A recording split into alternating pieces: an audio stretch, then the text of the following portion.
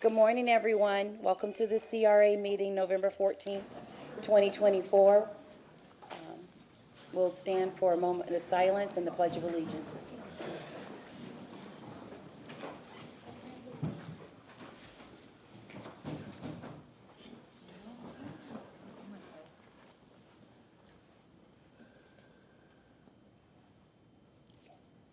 I pledge allegiance to the flag of the United States of America and to the republic for which it stands, one nation, under God, indivisible, with liberty and justice for all.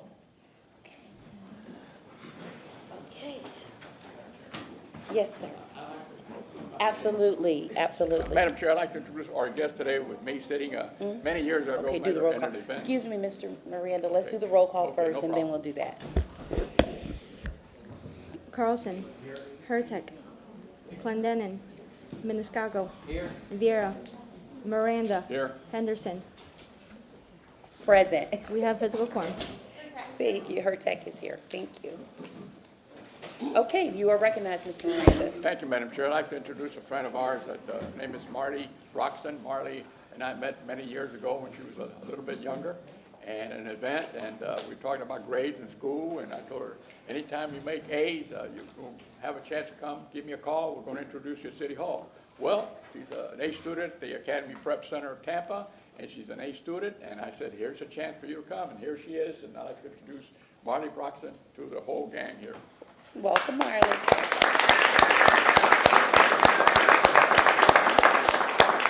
Welcome. We have more girl power up here at the dais, so that's good, always good. Thank you so much. Enjoy your day with us. Okay, can I have a motion to adopt the September 12th minutes, please? Second. All those in favor? Motion carries. Okay, so Mr. McCray, let's come before us and set the agenda for today. We have a couple of requests to move a few things around due to some timing. Yes, sir. Good morning, Cedric McCurry, Interim Director, Tampa CRAs. Glad to see everyone this morning. Do have a couple of items that we'd like to adjust if possible. Yes. If we could move the Planning Commission awards presentation up on the agenda prior to item number 1. Ms. Zoranida needs to leave expediently for another appointment as well. And then there was also a request to. What number is the Planning Commission? It is under Director's Report, Yeah. number 2. Okay. Yes. That's why we don't see it. It's not on the agenda. Okay.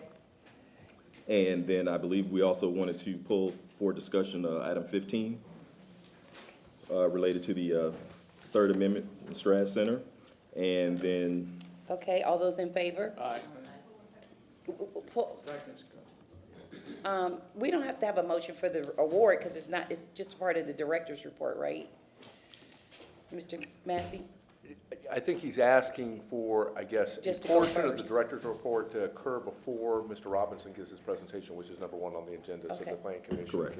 can Okay. lead that. All right, well, let's have a motion for that. Second. Thank you, and Miranda. All those in favor? Aye. Okay, thank you.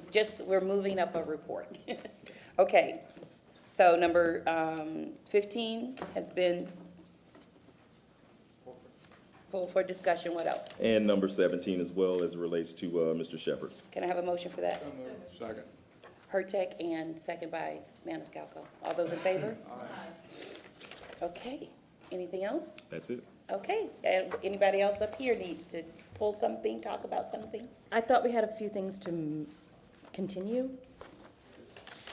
There are a number of items, I think, that the staff is asking to be continued. Oh, number 3? Mr. McCray? Yes, Yes, I apologize. not a problem. Yes, number 3, Cedric, you were supposed to do that. Yes, Take the ma'am. lead on that. not a problem. Number 3 as it relates to the CRA staff position related to public arts. We're asking that be continued to the December meeting. Okay, thank you. I have a motion by Hertek, second by Maniscalco. All those in favor? Okay, As well as the Central Park and Tampa Heights CRP updates, item number 5. item number 5. And that would be moved to the January 16th. January 6th, 16th. 16th. Okay. All those in favor? Thank you. Motion carries. Now can I have a motion to adopt the minutes? The agenda. All those in favor? Okay, motion carries. Okay, let's get this party, I mean, not party, it's not a party. I say that in the classroom, excuse me, let's get this, meeting going. Yes, so as most of you know, the Tampa CRAs were awarded Planning Commission Award for the parking study in West Tampa, and the ceremony was held last month, and we just wanted to have Ms. Zoranida come up and present the award formally to the CRA board, and come on. Yes, ma'am. Good morning, Good Melissa morning. Zornita, Executive Director of the Hillsborough County County Planning Commission.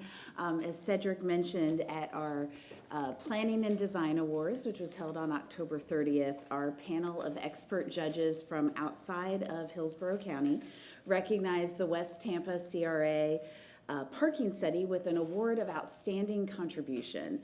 The judges were impressed with the study tackling one of West Tampa's most pressing problems, parking, in a way that balances the area's historical character with modern infrastructure demands. The parking solutions will be integral to supporting growth, enhancing walkability, and improving quality of life, and the judges praised the study for its thoroughness and user-friendly presentation and applauded the engagement process that brought the community's voice to the forefront. So congratulations to the Tampa CRA and Pond and Company who worked on the project.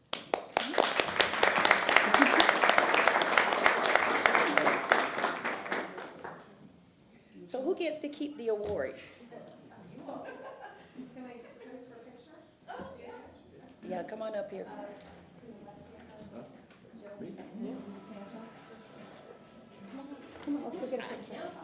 Yeah, who gets to? Come on up.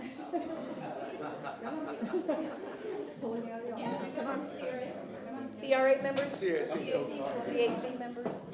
Come on, Joe. Yeah, of course.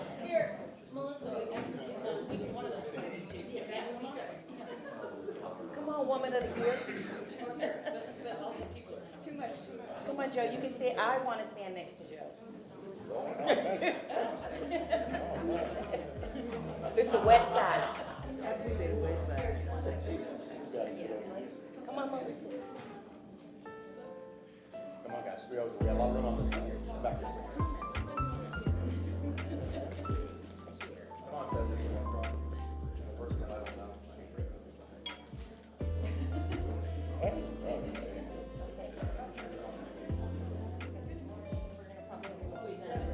Say when.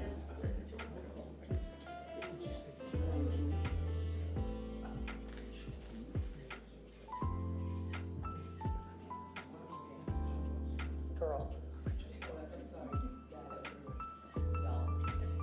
All y'all. All right. Make you look good.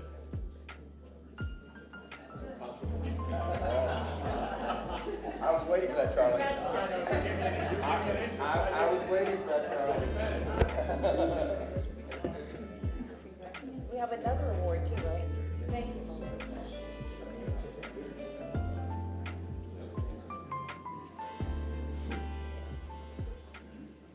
What's your question? You got a question? Oh, okay. Yes. Okay.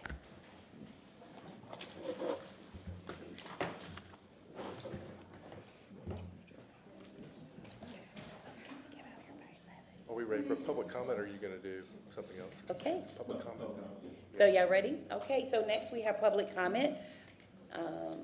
Y'all can line up. We don't have cards for this one, so you just first come, first serve. Say it again? Yes, I remember. Right. And just Okay. real quickly, I'll do it members of the last now. public are allowed a reasonable opportunity at the beginning of the CRA meeting to address any item on the agenda before the CRA takes official action on an item. However, a 3-minute time limit applies to all speakers providing public comment unless such time frame is modified or waived by a vote of the CRA board. Speakers and members of the public are also reminded that they are to refrain from disruptive behavior, including making vulgar or threatening remarks, or making or causing disruptive noises or sounds, or displaying signs or graphics. Speakers are also reminded to refrain from launching personal attacks of any nature. The chair will rule out of order any person who speaks without being recognized or attempts to address the CRA from outside the speaker area at the podium. People failing to comply with the CRA rules may be also ruled out of order, and at the discretion of the chair may be removed from the chamber for the remainder of that day's CRA meeting. Finally, CRA board members are reminded that they should refrain from engaging a speaker under public comment. The City Council rules as revised June 6, 2024 are now in effect for the CRA board unless otherwise exempted or overridden by the CRA rules, the CRA board bylaws. Thank you. Good morning. Good morning, City Council members. My name is Omar Garcia, and I'm the majority owner of 220 Madison, located on Madison and Franklin Street. It's a nationally historically designated building in downtown Tampa. Prior to us taking ownership, it was very blighted. It was primarily empty and in a serious state of disrepair. Today, I'm proud to say that we house 136 University of Tampa students, along with the CVS, retail location, and 2 restaurants. It's radically changed the area, we believe. We believe that the promise of our city and in investing in creating a vibrant and engaging space for Tampa residents, students, and visitors. We've done that also with our cigar lock projects in West Tampa.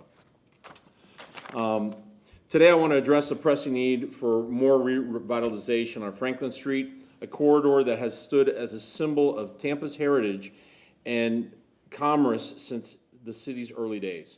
Franklin Street is one of the oldest streets in Tampa, a pedestrian-friendly hub that plays a central role in our city's history. Yet, as many of you know, the area has unfortunately declined over recent years. The effects of this decline are evident. Closed businesses, fire-damaged buildings, and the signs of blight that have impacted its appeal. Homelessness, loitering, and other issues have diminished Franklin Street's character and ability to attract vibrant pedestrian traffic and activity that it once did.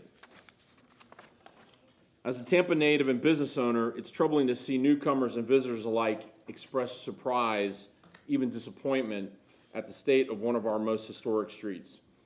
Franklin Street's decline does not reflect Tampa as we know it and the values, the progress that Tampa has while honoring its past. The Downtown Tampa Partnership has developed a comprehensive plan to restore the Franklin Street corridor, emphasizing streetscape improvements, historical preservation, enhancing lighting, and the creation of a welcoming pedestrian environment. This phase plan is not just about beautification, it's about creating an inviting atmosphere that encourages businesses to invest, families to visit, and pedestrians to enjoy our downtown core. As a city, we have a chance to restore Franklin Street to its former glory, an area that residents can be proud of and visitors can admire. I'm here to support this grant request as an essential step towards activating that vision, a step that will align Franklin Street's identity with the dynamic growth and development Tampa is experiencing. Thank you for your time and consideration of this project, and that will bring lasting benefits to our community and our children. Thank you. Thank you. Why you didn't let her read it? That She didn't know she was coming today. Well, thank you for standing and supporting. Thank you very much. Good morning. Woman of the Year, West Tampa.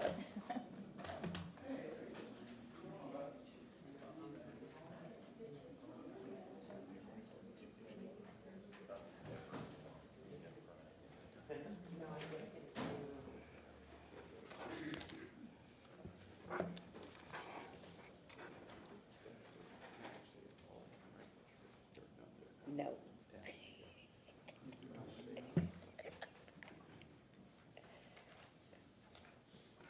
You ready? I'm waiting for that to Oh, be you passed want us to on. get out? Now I'm ready. Okay.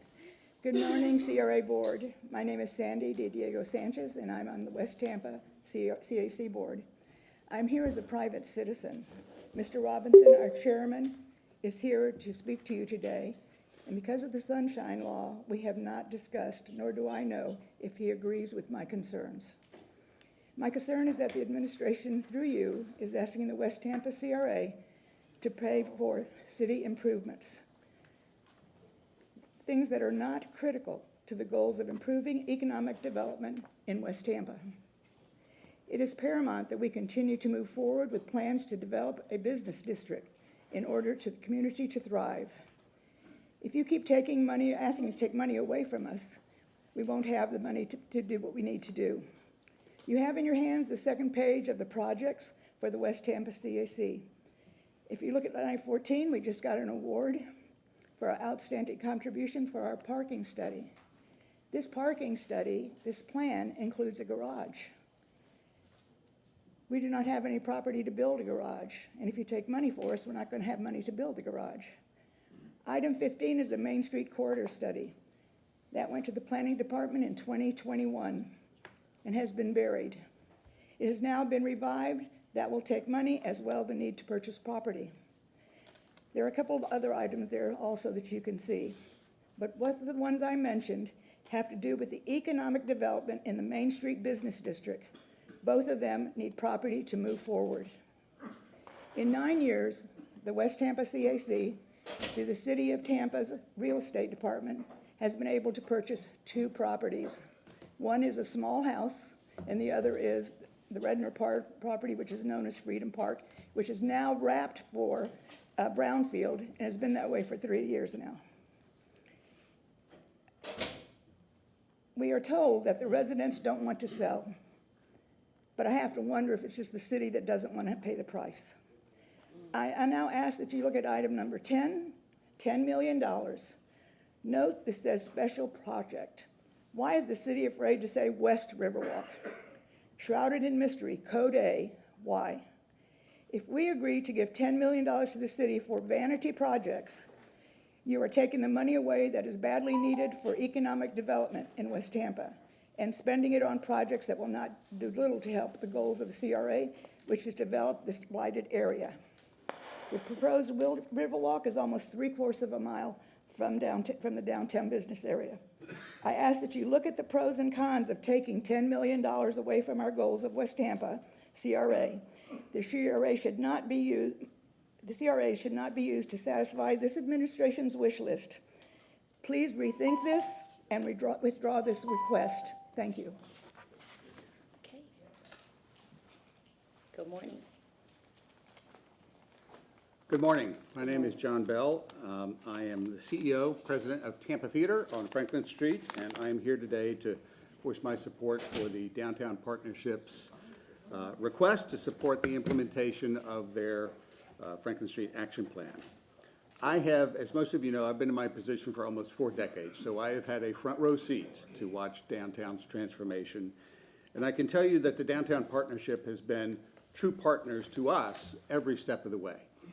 And in my view, their planning for this improvement plan, the vision plan, has been exemplary. It's been going on, as you know, for several years. And every step of the way, the Downtown Partnership has invited us and other stakeholders to the table to listen to our input, our comments, our suggestions. And this wasn't just window dressing. They listened. And so built into this plan are improvements which mirror our belief that the Tampa Theater block, the 700 block of Franklin Street, should be transformed into and recognized as Tampa Theater's arrival plaza. That's what it is. But improved streetscaping and other improvements there will allow us to activate that block for the benefit of our neighborhood by having more pre-function events, block parties, safer arrival for school children arriving on buses for field trips. So, you know, we're grateful that they included all of that, and it is important to us. You know, what I've learned over 40 years is that the success of Tampa Theater and the economic of downtown Tampa, those two things are directly related. When we do well, downtown does well, and vice versa. So I cannot think of a project that would be more impactful on Tampa Theater and the rest of downtown than this project, and I encourage you to support it. So on behalf of all of us at Tampa Theater, our board, our staff, and all of our volunteers, I hope that you'll support the project and continue to use your superpowers for good. Thank you. Next speaker. Good morning. Good morning. My name is Caroline Seckham. I am a senior at University of South Florida, and I have gotten the great opportunity to intern with the Tampa Downtown Partnership for this past year. I started in January and immediately was working on the historic preservation projects and efforts that the partnership has been doing over these past couple years. It has really opened my eyes to the world of historic preservation and honestly a passion that I have for it that would have gone otherwise undiscovered. Interning with the partnership has been an incredible opportunity to learn about the in and out of the planning world, and it has just absolutely been an awesome experience for me to move forward with my career. It has really just shown me the processes, specifically the importance of the stakeholders when it comes to creating plans and projects that ensure that there is a level of inclusivity, responsiveness, and effectiveness when, bringing these plans to a community. This past year, the partnership has really taught me a lot, but specifically, I've gotten the ability to learn more about the history of downtown Tampa and the role the Franklin Street Historic Corridor has played in it. It's a street of many of city's first, and it's a living resource for the history of downtown. And I've had the honor of being able to share the information that I've learned from my internship with my family and my friends about the historical buildings and the relevancy of that street in particular. It is something that I would not have been able to learn otherwise, and I think it's such an incredible resource to have when living, working, and playing in downtown Tampa. I think there's such a deep history to learn from, and that you would never realize, you would never know with just simply looking at it. I think my generation deserves to have a space to feel connected with the community that they live in, and to know the history and the culture of the space that they occupy. Not only for my generation, but the generations to come and the generations before me to honor the heritage of downtown Tampa. I believe Franklin Street is a perfect opportunity to do so, and the Downtown Partnership has been actively engaging and preserving it. And for that, I would just like to support the agenda and the grant coming forward on behalf of Downtown Partnership. Thank you.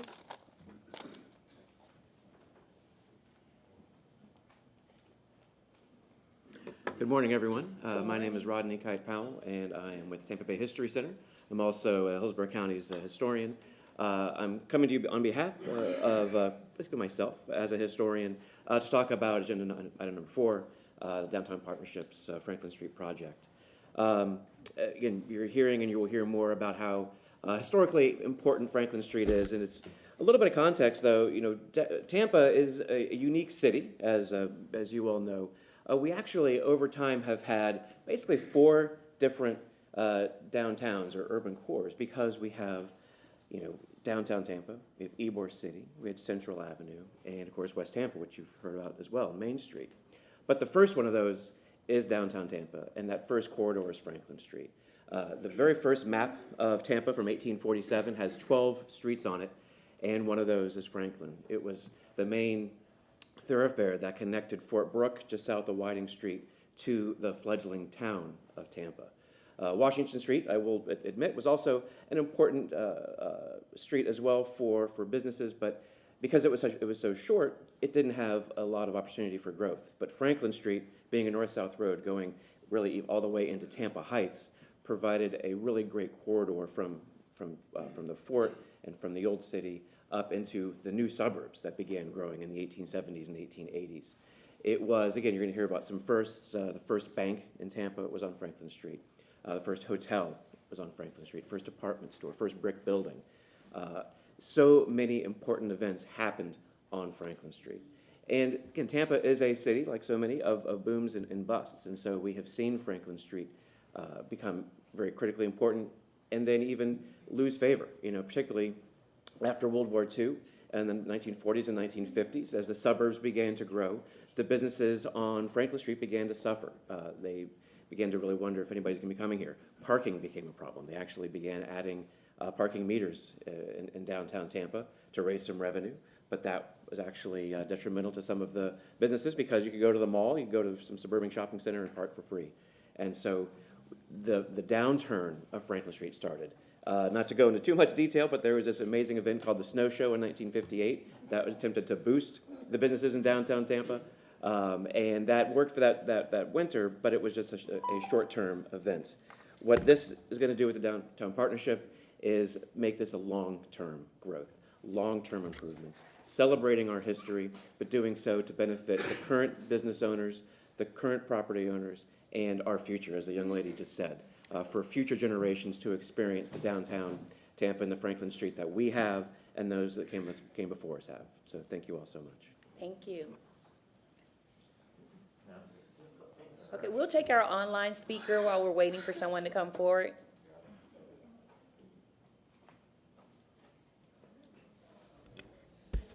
Mr. Bailey? Hi, can you hear me? Hello. Good Yes, you can go morning. and speak. Is he there? Hi, this is David Bailey. Can you hear me? We can hear you. Okay, thank you. Good morning. My name is David Bailey. I am co-owner of a vibrant mixed-use building on Franklin Street and Polk Street. We are home to Michelin Guide mentioned Supernatural Food and Wine, Tampa's legendary Hub Bar, Siam Thai restaurant, great place for lunch, water cooler photo and video production on the second floor, and also on the second floor, award-winning architect's office. I just want to point out that our building is an example of how diverse tenants create a community that engages with Franklin Street, and I feel like the city needs a dozen more buildings like ours. Our building's only 15,000 square feet, but has tenants ranging from 400 square feet to 4,000 square feet. And I would argue that that type of a platform allows for innovation, and it's a perfect incubator for tomorrow's talent. And I honestly can't imagine downtown without even one of our tenants contributing to Franklin Street. So briefly, I hope that you will agree with me that Franklin Street used to be downtown's Main Street. You've heard it from multiple speakers this morning. And in order to spark a renaissance, I ask that you would support the grant request from the Downtown Partnership Action Plan. Thank you. Thank you. Good morning, sir. You ready? Yes, ma'am. Good morning. How are you? Good morning. Good. Good. Thank you for having me. My name is Wesley Roderick. I am owner of Supernatural Food and Wine, just mentioned in that last comment, neighbor to the Tampa Theater. And I'm just here to support really the Downtown Partnership. Honestly, they've done such a tremendous amount for me, for my neighbors and our community at large, that anything that we can do to help them receive the funding that they need, because I can't think of anybody in the community that's going to be a better handler of funds in a responsible way to the benefit and the service of everybody. I'm not a historian, so I'm not going to give you the rundown of what Franklin Street used to be. I've just seen it over the past 4 years improve with the clean team, with everything that's been a service to us. And I also know that we're not really talking about the history, we're talking about the vision that you all have for what Tampa can become, and what we want that to look like. So that's really it. I hope that you will support the approval of the grant for the purposes of that, and thank you very much. Thank you. I second everything that John Bell said, because he knows, 40 years.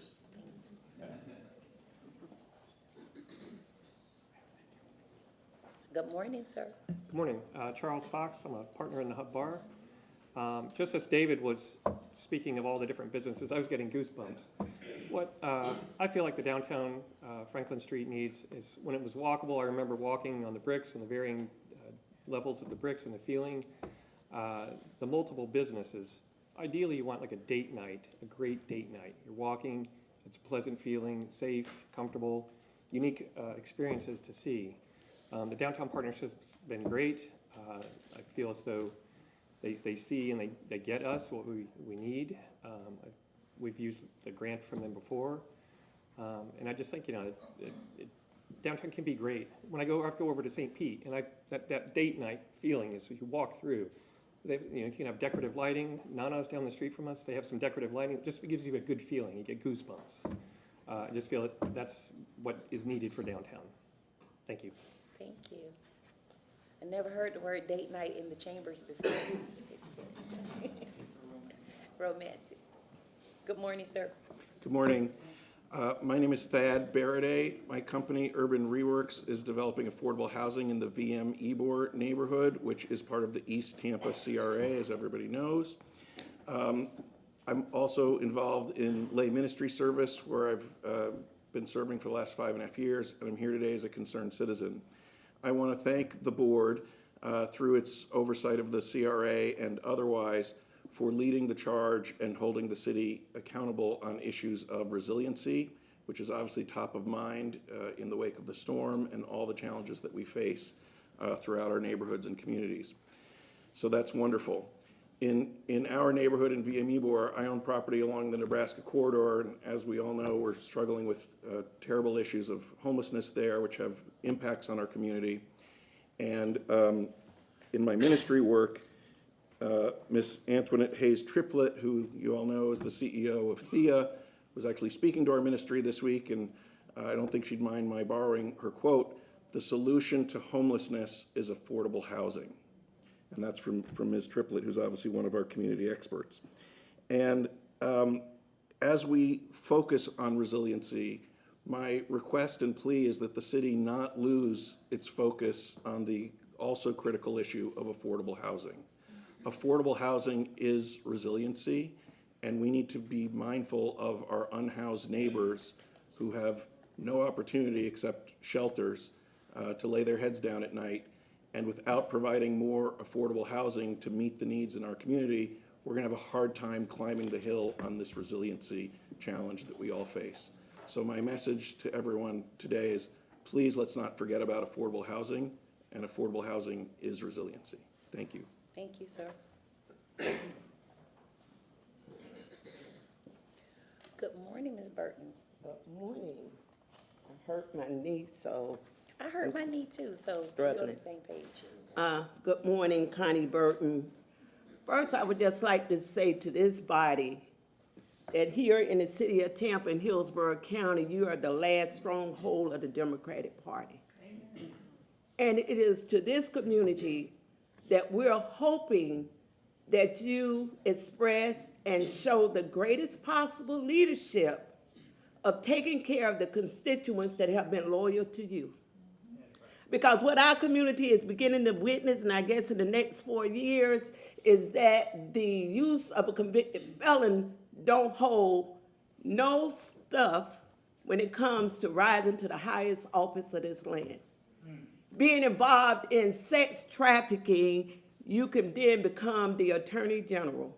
So you can ban all the books, but what we see in Living Color is the best that white America has shown to the world. Moving on. Item number 18 and 15, the Strass Center and the art, $25 million while people are struggling, that's on you. But I want to talk about East Tampa. And since this is a CRA meeting, I would hope that you go back and read what is the mission of the CRA.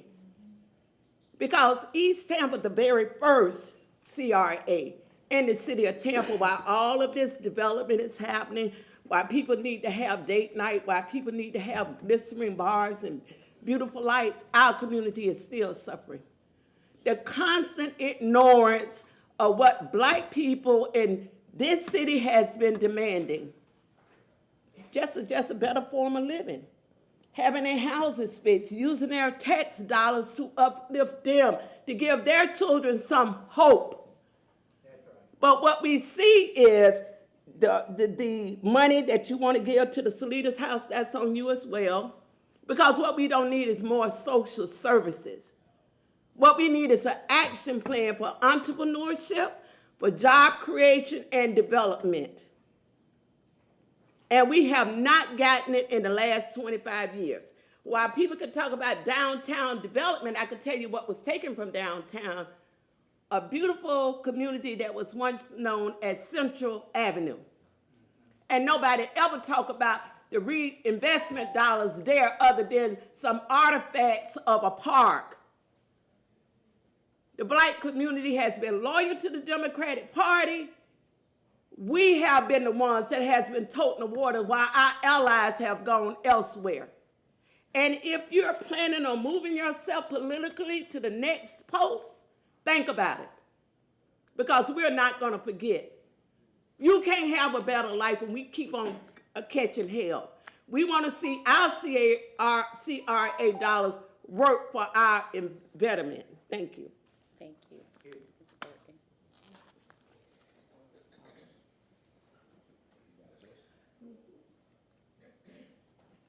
Mentis not. Mentis Good not, morning. Tampa, Florida. Uhuru. I want to show something, say we as African people should always be thinking about our freedom. That's why I always say Uhuru.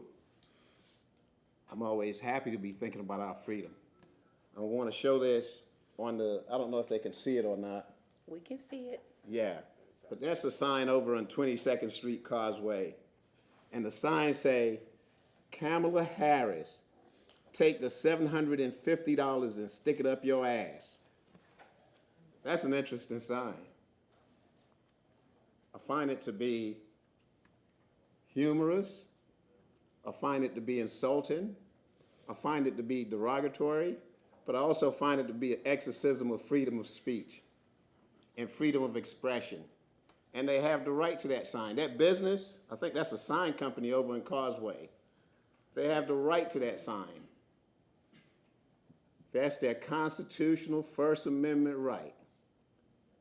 And when Governor DeSantis won't accept a phone call from Kamala Harris, the Vice President of the United States, if it's personal or if it's politics,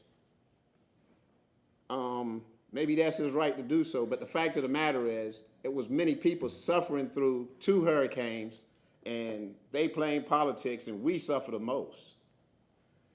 But how I find this sign is an insult to African women. And somebody have to stand up for African women. We can't let it keep going on. That people can insult African women and get away with it. To the point that where sometimes you see African women insulting ourselves, but that comes from 824 years of European, North American, and white Western civilization oppression of African people, where we can't even think straight. Yeah. But I want to send a message to the governor, and I want to send a message to the president. The president has a stripper wife. Yeah. A wife that nude pictures all over the place. They heavy in immigration, and she don't speak 4 words of English. That's interesting. And the governor, I don't know how he handles it. He have a wife with no breasts, and that's an insult to men in general. It's an insult, and you can't keep insulting African women and think it ain't an African man out here that won't insult you back, because it is. I stand up for our women in every way possible. Stand up for our men, women, and children, and the ancestral history of Africa. Thank you, sir, for your comments.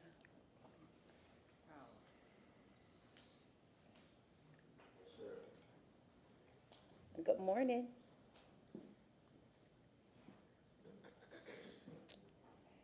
Yes, my name is Captain Frank Williams. I'm coming down here year after year, but nobody seemed to hear my comments, and nobody seemed to care. When I was coming down here, I was a young man, able to play football, but now I'm got my wheelchair to help me to go through another day. But you know what? Well, I tell you, the way y'all treat people of color, I can't understand why. Why do y'all treat us so bad? But we got to understand, our love for God keep us going on. And that's what it's all about, whether you like it or not. I got this here. I've been put out of churches and everything because I didn't believe in the 19. So they sent this thing here to my house. Talking about testing for, what y'all call it? Boy, they ain't saying nothing. It's called COVID, Mr. Williams. Yeah. But anyway, I just want y'all to know that we ain't going to sleep yet. When God decides to call us in, then we'll be happy to go to sleep. Because the way you all have been treating people that we call citizens of the United States of America is terrible. I can understand why the young man and the young lady talking like they do, because we never get no result. Nobody tell her nothing. And so my roof has been leaking and now it's worse than it was. Y'all think y'all would send somebody out here to check it out? No, they don't give a damn. And that's sad. My water been cut off, and that's sad. Been almost 6 months now. But nobody wanna come by and help me. But I have to keep praying for all of y'all. And so the reason I'm up here today, I wanted to donate a message to y'all in song. And that's what it's all about today. Lord Jesus. Boy, I can't think like I want to now. Yeah.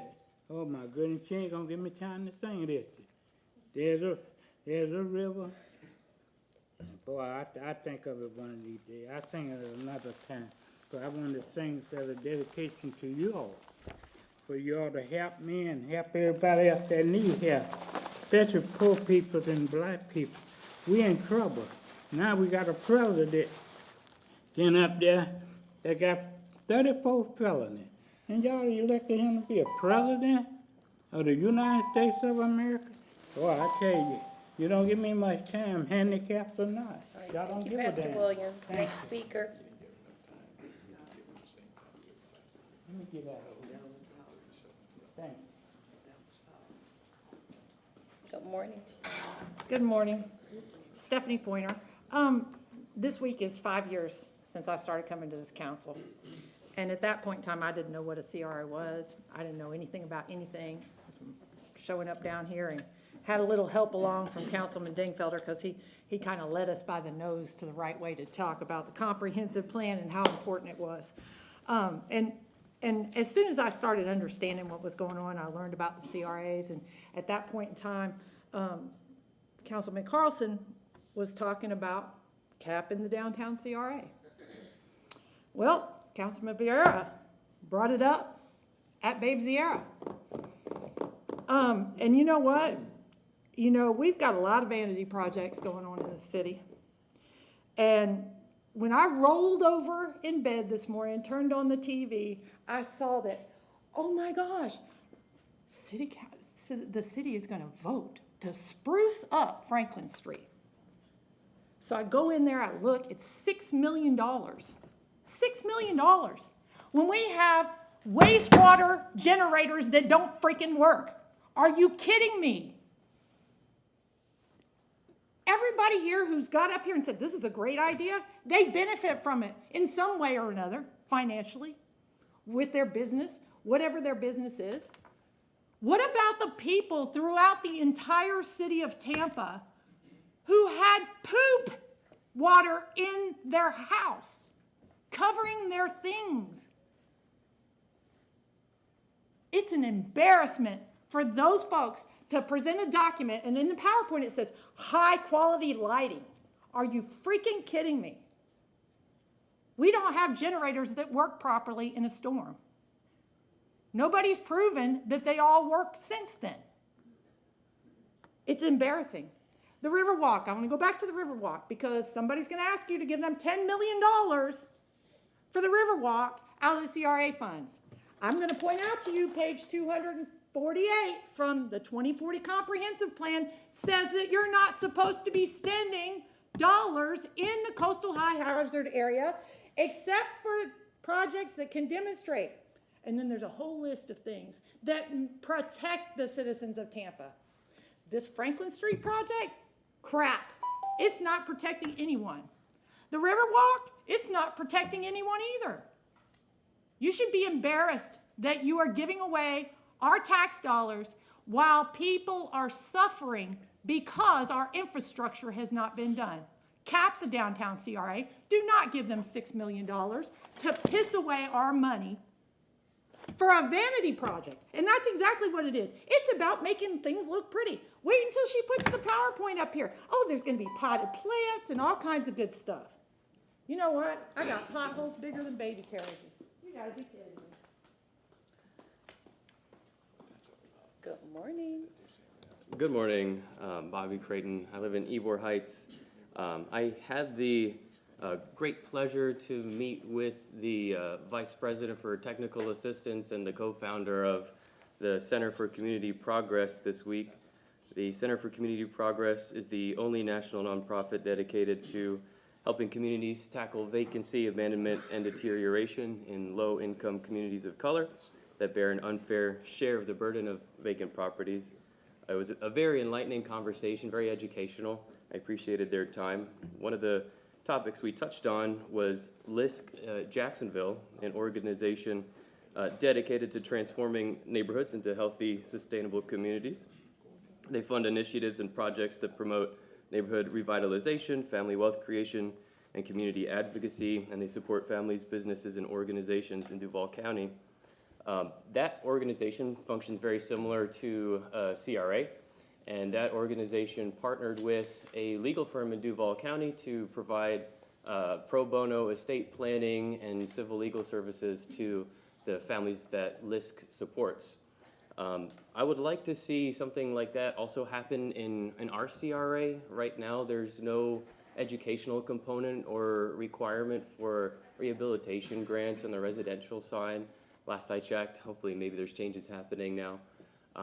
But I think it's unfair that families could receive a rehabilitation grant and then there's no plan for what might happen to that property, putting the family wealth or the generational wealth of the family that received that grant possibly at risk. So I think there's an opportunity for us to improve there.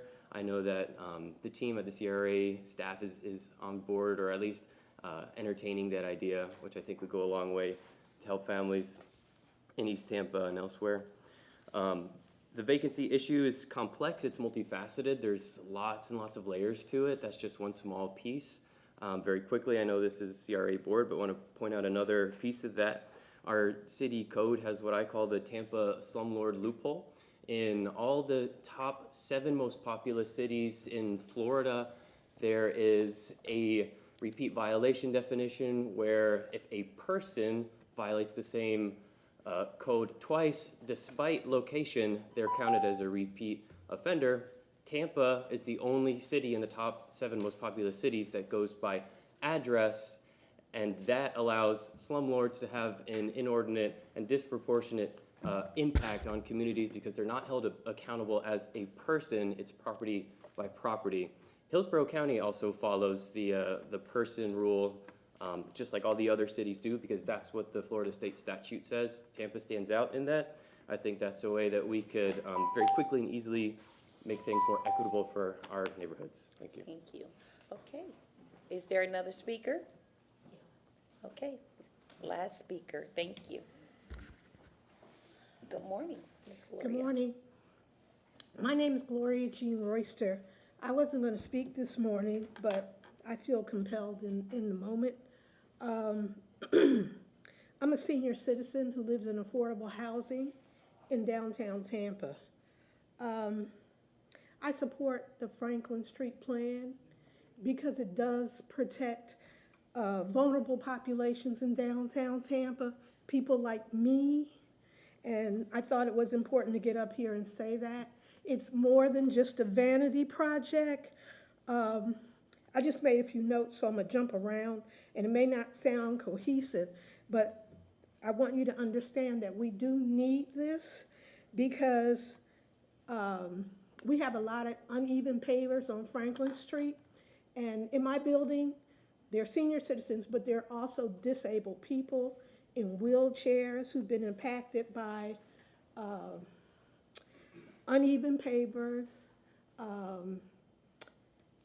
ADA access ramps that are not built properly. We have people in our building that have visual impairments, and there are places in downtown where they can't see because they need to meet ADA qualifications. You know, so this Franklin Street project is not just about privileged people. You know, it's about everybody who lives in downtown. And people often forget about us. We're there too. I'm one senior affordable building, but I'm not the only one. There's one across from the Marion Transit Center. There are senior citizens and disabled people in Metro 510, which is a mixed income community. You know, I was on a walking tour earlier this year, and it happened to be at night. And this woman was walking behind me, and she fell over an uneven paver. And, you know, they were from the other side of the bridge. So, you know, there's all kinds of things that need to be taken care of. The people, I've lived here 11 years, and the seniors in my building have always referred to Franklin Street as our scenic route, because it's one of the very few places in downtown where we can get shade. Shade. Florida Avenue is too hot for old people, for anybody. There are countries around the world that are building parks for senior citizens to protect and take care of their older populations out of respect. And we can't even get shade in downtown Tampa.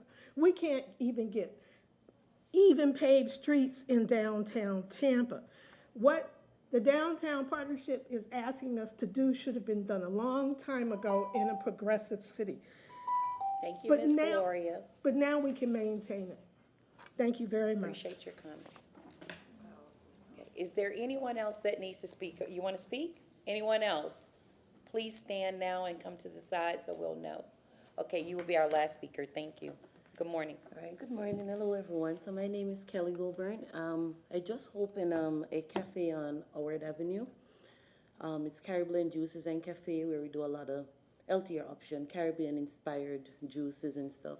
So I've opened this 2 months ago.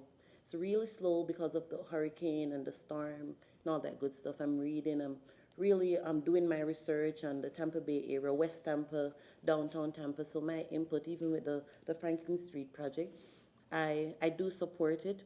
And this is to, you know, it drives more traction from tourism to, you know, outsiders. I think it will bring business to the West Tampa, downtown Tampa area that would also drive business and also provide employment to a lot of persons in and around the area, because I currently I employ 2 persons in the West Tampa area. When they came seeking employment, they were unemployed. One of them was on unemployment, and the fact that I was able to offer, you know, some assurance, some employment, you know, that helps out a family. So that project would build a town and give a business owner an opportunity to open doors for persons who are unemployed or, you know, are not able to afford. So again, it will open the door. So I do support it. Thank you. Thank you. Right. Okay, that is the close of public comment, and we're going to proceed now. Ms. Thrower? Good morning, Good morning. everyone. I'm Brenda Thrower. I am the West Tampa CRA Development Manager, and I have the privilege this morning of introducing Mr. Joseph Robinson, who will be giving you the West Tampa CAC update. Mr. Robinson. Thank you. Not a dissertation, Mr. Robinson. 5 minutes, let's get that straight. I think it's 5, before I start the clock. Okay. I believe it's 5 minutes, right? Yes. I need to give these to, there's 9 here, there's one for the clerk, you, and also our city council members. You might have 10, Morris. So you might want to give one to Mr. So before I start, let's get those in your hand. I'll talk about that the last few minutes to set the record straight. Yes, sir. So when y'all get that, and the chair authorizes me, if you could turn the elbow on, let's get this out the way first. If you get that picture see pulled it. up inside first. Yes. It's up. It's on the Elmo. We ready? Chair? Joe Robinson, lifetime resident and longtime person serving on the West Tampa CRA Citizen Advisory Committee. I'm the chair now. My term is supposed to go to June. I'm going to be turning in my application to get the last 2 years that I can serve, I believe, on the West Tampa CRA, so CAC. So expect me to turn that in next month. Here on the Elmo, we have a picture of the parking award we got from the study. And one person that was left out this morning was my vice chair, Carlos Ramirez, another professional engineer and knows infrastructure, also was the person designated to serve on the build project called the West River Trail. But let's get into that, and I'll get back to that trail last. Major parks improvements, what's going on? Let's rather quickly, in 2 to 3 minutes. Major park improvements, lots of change West Tampa Community Park. Salsinas Park, beautiful design with seating, shade, decorative gate, and public amenities coming to West Tampa, about 1.9 million, right on the corner of Main and Howard. Ray Park, major changes with new recreation building, park layout, outdoor amenities, and public art. Almost $4 million coming to West Tampa. We're taking care of parks first. Infrastructure, that's what CR is. We're a slum and blighted area, and we're taking for infrastructure that needs to be done. Remember that infrastructure, not social programming. Freedom Park, that was recently acquired on Main and Albany. Undergoing environmental assessment, phase 1, phase 2 audits, clean it up. Probably gonna be a domino park like down in Miami, Charlie. Those are parks, and that doesn't include the Martin Luther King Park. That will be done as soon as we get Rome Yard and the rest of that squared up with the old community center from the county. Mobility projects, Mr. Vitti, Fremont Linear Park, opening the cross streets, opening up West Tampa where they shut it down in the 80s because of all of the robbing, stealing, and carjacking going on that was coming from Dale, maybe running all the way to Rome, and people jumping out, running into projects. Community survey was completed this summer. Survey resulted a majority in favor of opening the West Pedal, also so emergency vehicles can get down, so they don't have to try to turn around a big fire truck. That's impossible on Cherry, Pine, and Walnut Streets on the historic street grid we established. Main Street Quick Bill coming up. Corridor improvements with striping and street parking to organize how the street is done. Main Street Revitalization Project recommended as a priority of the CIC last month. Public art and studies. Corey Robinson is now working closely with us to identify public art projects, wraparounds of our utility boxes. Community public art preference survey completed for the utility box art wrappings. Cornerstone is putting up a wall art mural that we supported, the Hug, to be dedicated next week as approved by the CRA. West Tampa housing programs, new housing rehabilitation and renovation grant programs launched on August the 15th. West Tampa Chair, myself, interviewed Channel 8 to promote the program. I've been doing a lot of promotion lately in the Florida Center and everywhere else to move West Tampa.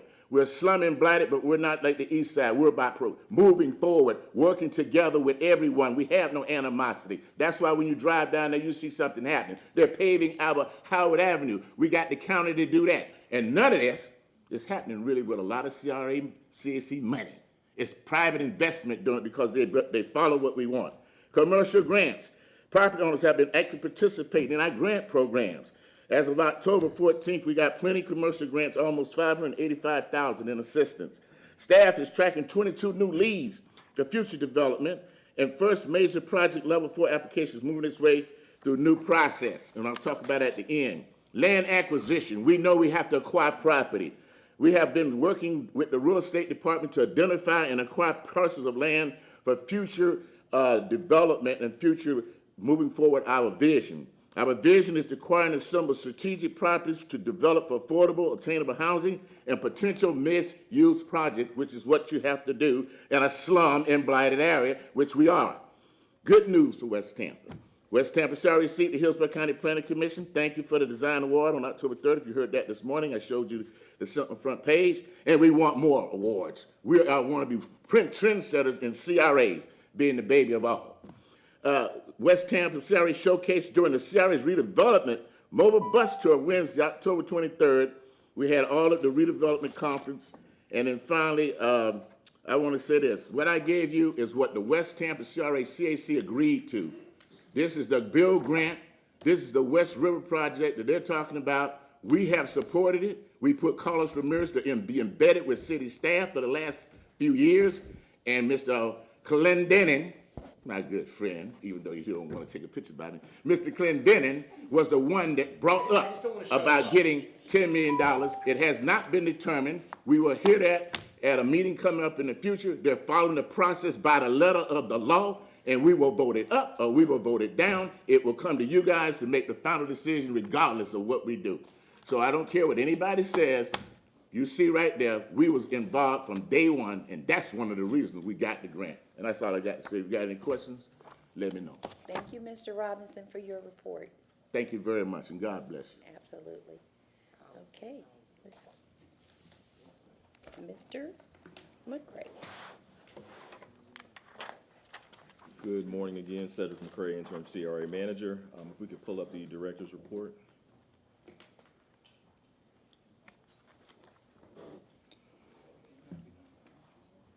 No, we're gonna be done at 11.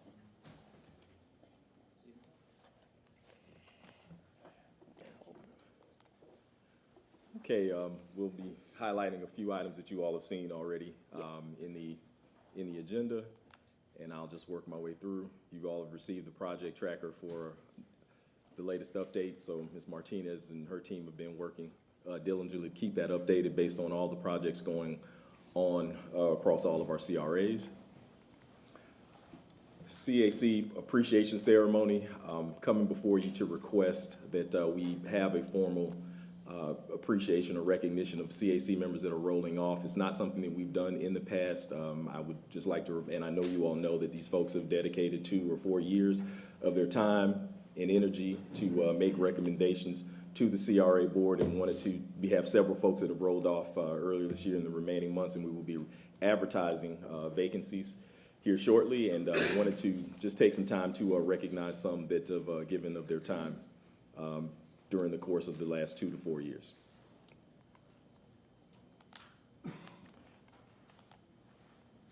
And we've already touched on the Planning Commission Award. And now I'm going to call up the immediate past president of the Florida Redevelopment Association, Ms. Thrower, to discuss the other awards that we've recently received. Thank you so much, Mr. McCray. Is this advancing? Is there slides? So we have the honor today to bring you 2 more awards, both from the Florida Redevelopment Association. As y'all know, the conference was here just last month. It was a record conference again. We had more registrations, sold out hotel blocks, and of course 2 sold out tours on the streetcar and the bus tour that we did. So very successful conference. I know some of you were able to attend. Tampa looks wonderful. Again, we are the example in many cases of what's good about redevelopment in the state of Florida. So with that said, I want to present to you the 2 awards that we received, and I'd like to invite our grants team up because this really is an award that was created, it's really under their team, and we have Dee Reed, we have Vanessa Ross, and we're missing one person who is Andrea Rosshaven, who's not here today. And I'm going to ask Dee and Vanessa to get the awards.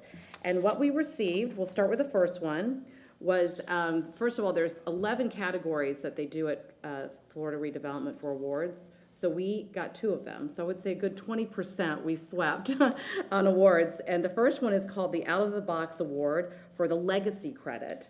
And this is Innovation Lies at the Heart of the Community. And I just want to, which one is that one? They look kind of the same, but bring that one on up, okay? The Legacy Credit Initiative, introduced by the CRA, innovatively tackles common barriers hindering property innovative grants. By reducing or eliminating owner match requirements and facilitating direct contractor payments, the initiative encourages long-term property owners to enhance their properties without bearing substantial upfront cost. This not only fosters community stability, but also incentivizes continued private investment, job creation, and amenities for residents. The program ensures fairness by capping credits at past trust fund contributions and tailoring match requirements based on ownership tenure. Notably, its adaptability and focus on inclusivity make it a model for similar communities. So congratulations, we won the best in the state for the Out of the Box for our legacy program.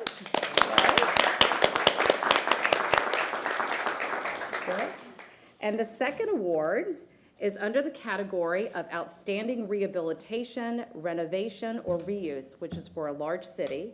And this one goes to The Well, Live Well, Be Well, and Feel Well. This is a project in the East Tampa CRA. The Well represents a paradigm shift in community wellness by transforming a former nightclub into a vibrant health hub. It offers a comprehensive range of services from pharmacy and telehealth to counseling and transportation, which addresses East Tampa's healthcare gaps. Beyond healthcare, its impact resonates in the community revitalization by reducing barriers to access and fostering partnerships for sustainability. Funding from various sources, including the East Tampa CRA, underpins its success. With plans for expansion and replication, the well sets a precedent for community-driven healthcare innovation.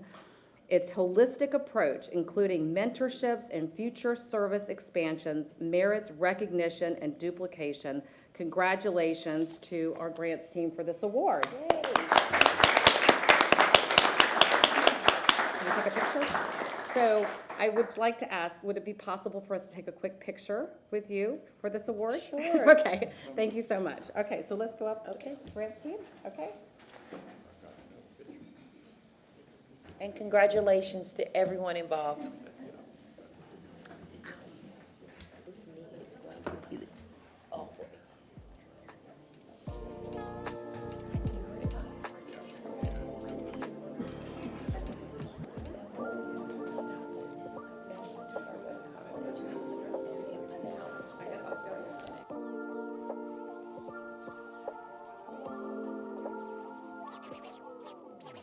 Bill doesn't buy it. Hard. Yes, he does.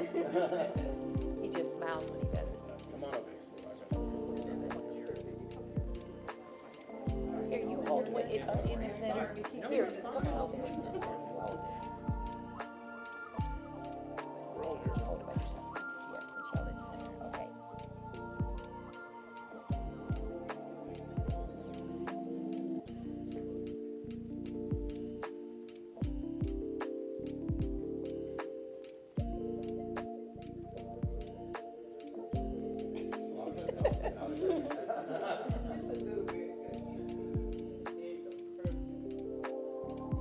Thank you. Congratulations again. Yeah.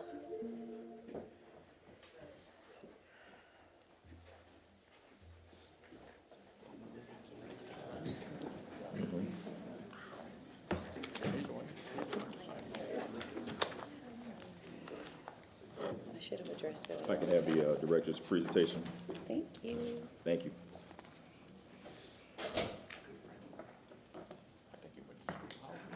Thank you, Mr. Roller. We may have to invest in a trophy case here soon. Okay. And just wanted to say to the board members that were able to attend the conference, we appreciate your participation and attendance. Yeah, that was fun. These are some of the other slides that Ms. Thrower had. So we had various tours, and she alluded to that. Again, Skills Center, Mr. Robinson, when we were in West Tampa. So we were definitely put in a positive light with the folks that were in attendance at the conference.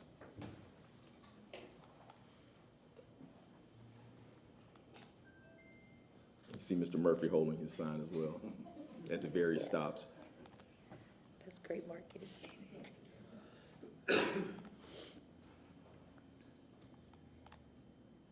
Okay, and I won't go into detail in lieu of time, and this is an item that was moved on from the October agenda.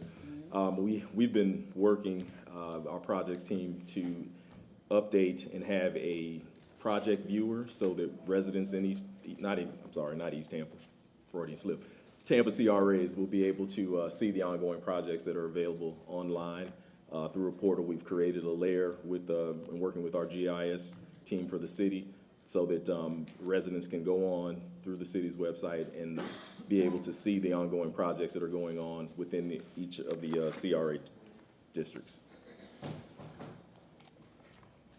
Would like to take a moment to welcome some of the new team members. We've had a few people that have started in recent months, dating back to September.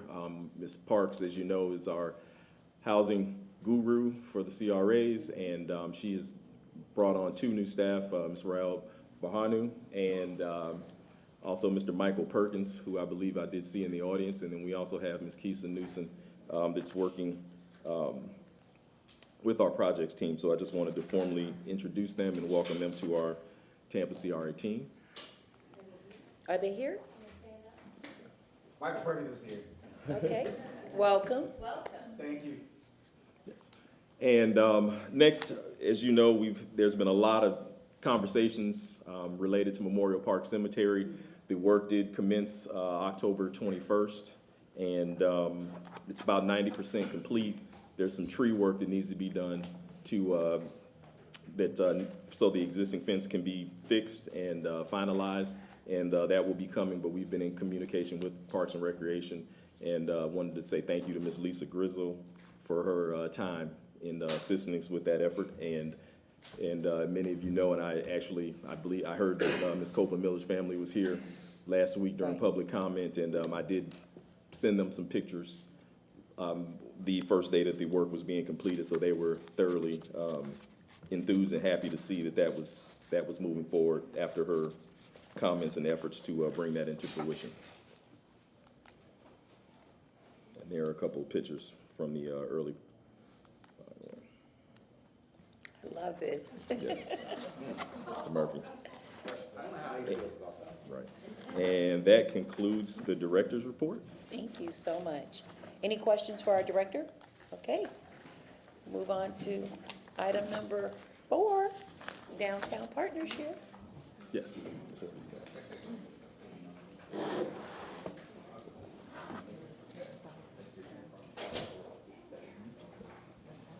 They have a time limit. Okay. You get, no, they get more than 2 minutes. Good morning, Courtney Ward, CRA Manager. I'm here to introduce the Tampa Downtown Partnership. And they have commissioned various Franklin Street studies to assess revitalization opportunities in this important corridor. And this item, actually, Franklin Street revitalization, is in our community redevelopment plan, which I think is important to point out. And then also that the downtown CAC did unanimously support the funding request of the Tampa Downtown Partnership toward their Franklin Street action plan. The Tampa Downtown Partnership's study, it helps define opportunities within the public realm, economic development, mobility, and infrastructure upgrades.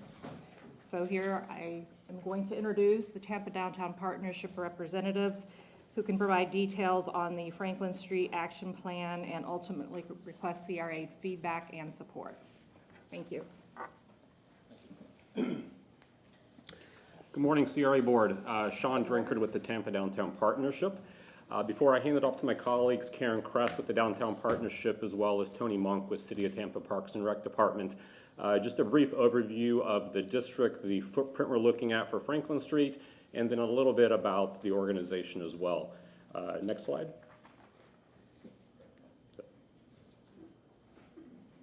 Advancing the slides. Right here. There we go.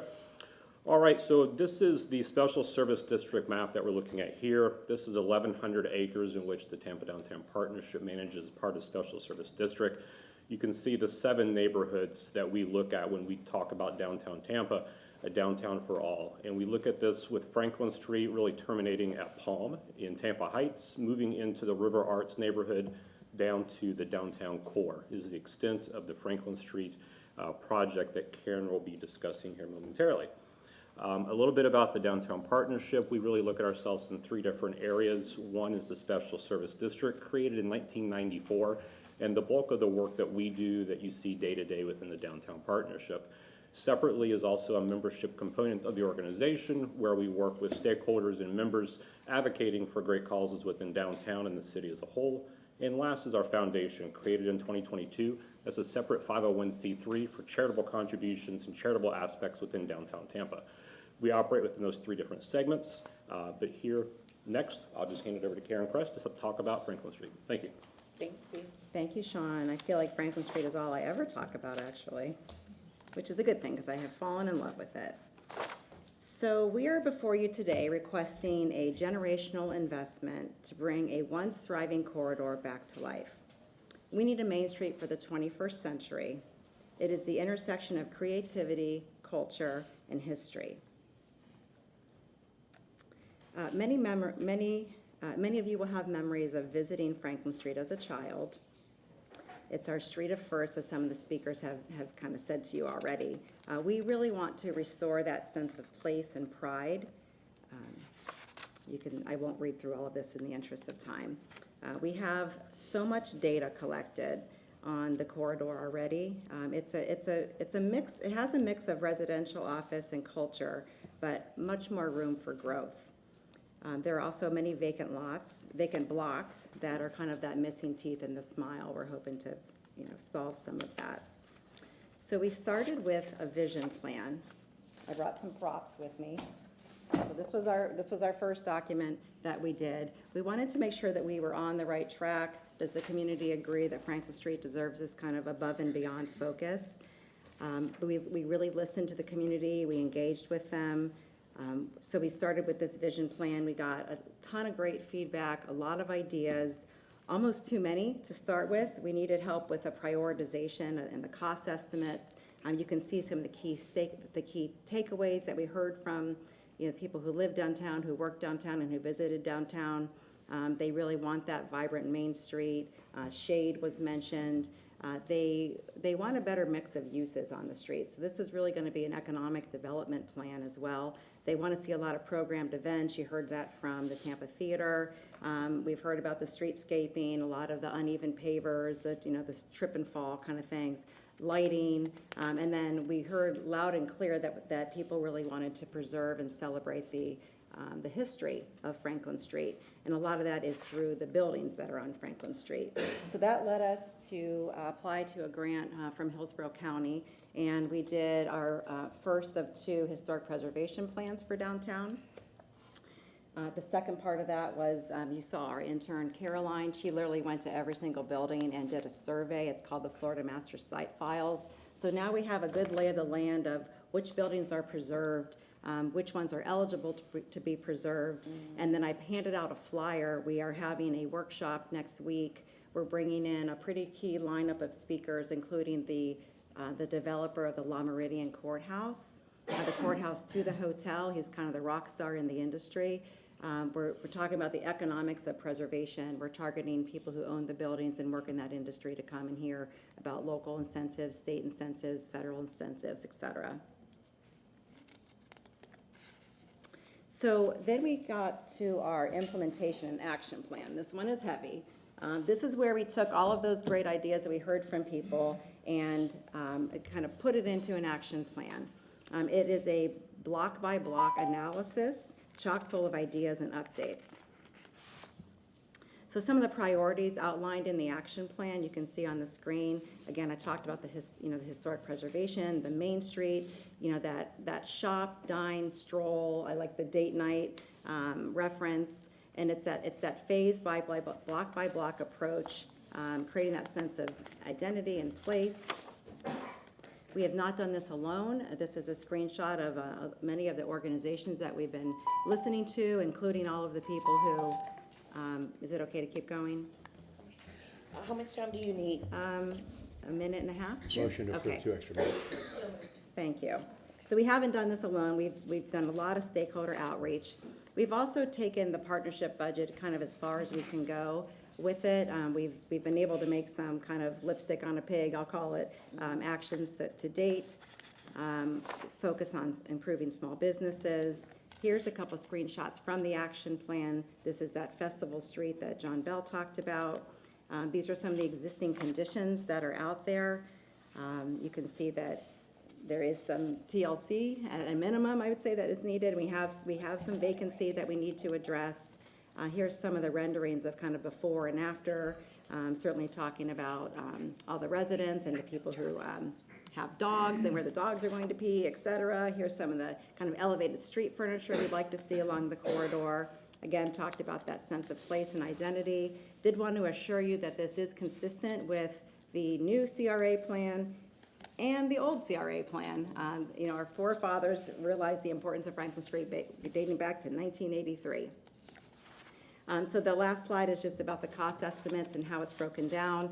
As Courtney mentioned, and CRA staff has been great to work with, we do have this programmed in the budget spread over 3 years. So we are ready to get going. We're hoping to make some early tangible moves that people will see, and then work toward the kind of the harder, more difficult vacancies and economic development issues as we get down the plan. Whew, okay, thank you for the extra time. Board Member Carlson. Yes, thank you, Karen, to you and your colleagues for all the hard work that you put in. I think this is essential for development of downtown. What's happened in the last few years is that we built a lot of buildings in downtown. It's what I call the hardware, but we're missing the software. And by the investments we made in the arts and cultural programs, and then with this, I think we'll add the activity that downtown is missing. When people from other cities come, they say we have pretty buildings, but we need more activity, and that this is going to help with it. So I'm in favor of this. And just for anybody watching in regard to the issue of whether money could be spent elsewhere, because it's in a CRA, we tried to move it out before, but right now we cannot move it to South Tampa or East Tampa or anywhere else. This money can only be spent in this area. And so I think this is a great way of spurring lots of development, increasing the vitality, getting retailers and others in. The question I had, I recall, I've been around downtown a long time, back in the 70s I remember shopping in downtown. Unfortunately, many of those stores aren't around. But in the 80s and 90s, it seems to me that there were a couple revitalization efforts for Franklin Street. Do you or anybody here, does anybody remember those, and what worked and what didn't about them, and how is this different? So for anybody who asks us, well, didn't we try this before and it didn't work, so what are we doing different this time? Mm-hmm. I can address something I've heard. I wasn't around then, but anecdotally I've heard that when Franklin Street was a pedestrian mall, and this was something that was tried across the country, it actually ended up hurting the small businesses. We do talk a lot about mobility in our plan, and we definitely heard from the public that they want that, especially the Tampa Theater block. They want that kind of block party, festival street type thing, but it didn't seem there was a big appetite to close it to vehicles, the whole stretch. What we have done is tried to make it as car light as possible. For instance, one of the strategies outlined is to remove more traffic signals and replace them with always stops. We did that at Franklin and Zach as a test, and I think it's worked out beautifully. We also will probably maybe rethink the limited on-street parking that's there now. Maybe that's just better as like a delivery 15-minute type zone. So I don't think that we need to bring back the full pedestrian mall, but we certainly want to make the pedestrians a priority. And Sean, you're welcome to add anything else you can think of. I think one thing I would add is that we intend on being very smart with the material choices in the final design. Mm-hmm. We look at the first one, specialty pavers. Long-term is never a good thing. So we're looking at maintenance, we're looking at those materials to ensure that as we prevent the tripping hazards with future design, we have good plans moving forward. And we work closely with Parks and Rec on that as well. Last question, if I could. We get a lot of, at least I get a lot of questions of why don't we just extend the streetcar to go straight through Franklin Street? And as I recall, because I was in the building across the street for a long time, where that fountain is, I think it's tied to the AC system or something in the building, isn't it? Can you just explain for anybody who might wonder why wouldn't we just extend the streetcar straight down instead of turning right and then turning left? Well, there's very mixed and strong opinions on that. I see Alan smiling. I think what it boils down to, for me, the thing that resonates the most is that to take transit, the way transit's going to be adopted is through a time advantage. And if we stick to the state roads, being Florida and Tampa pair, there's an opportunity for the streetcar to have its own dedicated lane, and then that will have a time advantage. And then we have the Franklin's corridor, kind of right in the smack dab in the middle of that. So I think we can still preserve Tampa Street and then kind of put the transportation on Tampa and Florida, and then hopefully Tampa and Florida will also see some improvement from the streetcar stations, et cetera. Did I answer that correctly? Thank you. Thank you. Board Member Miranda, followed by Board Member Hurtak.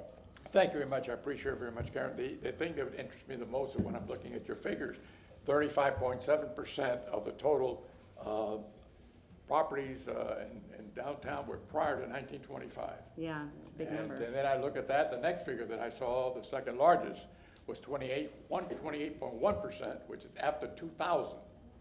So that tells me that within those numbers, that was about 64% of the total population of buildings in downtown. What we're talking about, buildings were built either prior to 25 or after 2000. So that leaves only 36% from the big gap of almost 100 years that nothing happened, because that's what the facts are.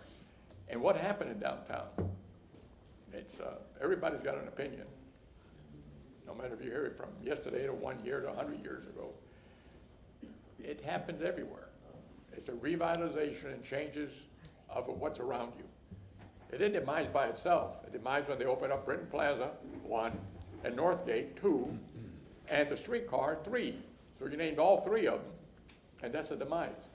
Britton Plaza opened, it was something new, something different.